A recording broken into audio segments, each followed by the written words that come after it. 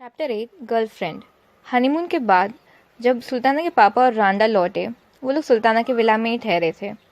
रांडा बहुत ही ब्रोकन और शाय दिख रही थी, बहुत ही क्वाइट रहती थी, अपने में ही रहती थी।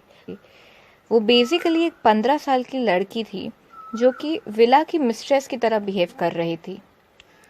वो सुल्ताना से सिर्फ 1 ही साल बड़ी थी, लेकिन उसकी माँ का दर्जा दिया गया था उसे। सुल्ताना ने जल्द ही रांडा से फ्रेंडशिप कर ली और उसे अपने ग्रुप में शामिल कर लिया। सुल्ताना के ग्रुप में और भी 2 लड़कियां थीं, नादिया और वफा नाम की। नादिया के पापा ह्यूज कॉन्ट्रैक्टिंग कंपनी में काम करते थे। नादिया की 3 बहनों की शादी हो भी गई थी और नादिया नेक्स्ट थी। वो लकी थी क्योंकि उसके पापा को उसकी पढ़ाई जारी रखनी थी और उसकी शादी 21 की एज पे करानी थी। ऑन दी अदर हैंड वफा के पापा एक मुतावा थे, खुद एक्सट्रीमिस्ट थे और उसकी माँ को प्रिजनर की तरह अपने घर में कैद करके रखते थे। उन्हें कभी बाहर जाना अलाउड नहीं था, ना ही वफा को। वफा के पापा उसे रोज़ पूछा करते थे कि उसे उसके मेंसेस आए हैं या नहीं, ताकि उसकी जल्दी शादी हो पाए। वफा रेबेल हो गई थी और अपनी माँ की मदद से घर के बाहर छुप छुप के चली जाती थी। सुल्ताना, नादिया और वफा और अब रांडा भी, इन चारों के ग्रुप के 3 मेन मोटिव्स थे। सबसे पहला कि विमेन एम्पावरमेंट और विमेन राइट्स के बारे में बोलना और दूसरे लोगों को गाइड करना। दूसरा कि हर महीने एक नया मेंबर लेकर आना। और तीसरा, किसी भी यंग वुमन की शादी करने से रोकना।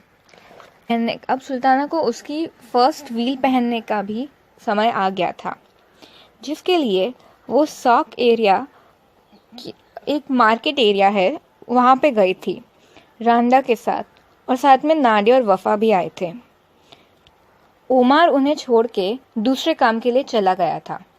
व्हील खरीदने के बाद ओमार को आने को थोड़ा टाइम था, इसके लिए नादिया और वफा ने रांडा और सुल्ताना को अपने एक पर्सनल अड्डे पे ले गए।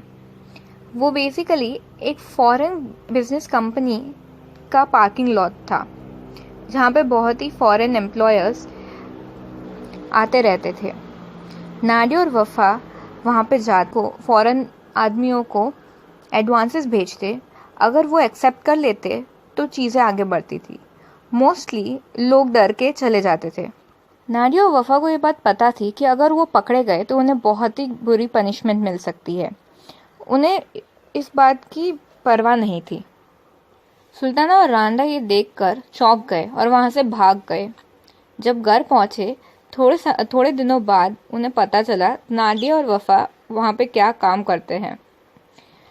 अगर कोई भी आदमी उनके एडवांसेस को एक्सेप्ट कर लेता है तो वो लोग डेट पे जाते हैं, बाहर घूमने जाते हैं और ऑलमोस्ट सारी चीज़ें कर लेते हैं, सिवाय मेन पेनिट्रेशन के। और क्योंकि नादिया और वफा को पता था कि उनकी फर्स्ट नाइट ऑफ वेडिंग में अगर पता चला कि उनका हाइमन टूटा हुआ है और वो लोग वर्जिन नहीं है, तो फिर उन्हें उनके पति वापस अपने पिता के पास भेज देंगे, जो कि उन्हें भी रिजेक्ट कर देंगे, और रिलीजियस काउंसिल उन्हें मार भी दे सकती है।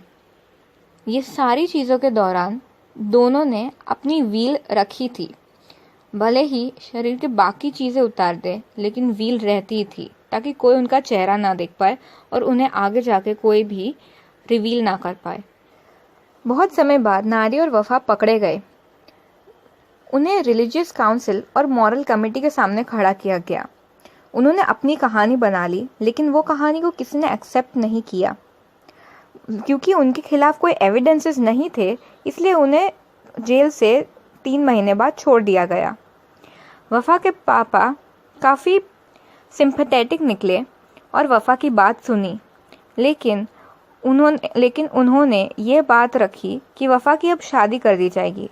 17 वर्षीय वफा एक 53 ईयर ओल्ड आदमी की तीसरी बीवी बनने जा रही थी, जबकि नादिया के पापा बहुत ही गुस्से में आ गए थे। उन्होंने ये डिसाइड किया कि नादिया को फैमिली पूल में ड्राउन कर दिया जाएगा। जब ये बात का खुलासा हुआ तो सुल्ताना के पापा ने सुल्ताना और रांदा को भी ये सारी बातें पूछी। रांदा ने डर में आके सारी बातें बता दी। सुल्ताना के पापा ने तुरंत ही रांडा को डिवोर्स दे दिया और उसे अपने पापा के घर भेज दिया। सुल्ताना ने कुछ किया नहीं था, इसलिए वो बच गई।